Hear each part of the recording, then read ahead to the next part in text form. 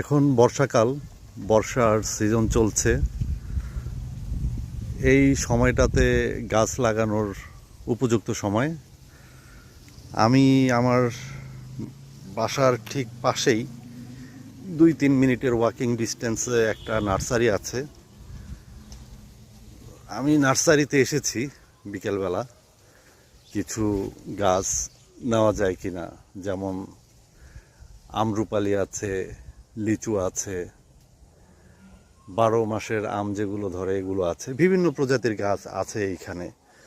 আর কমলা গাছ আছে, মালটা গাছ আছে, আমলকি আছে।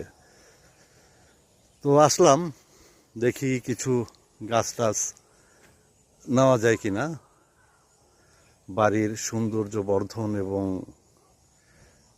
ডেইলি নিডস মিট আপ করা যাবে।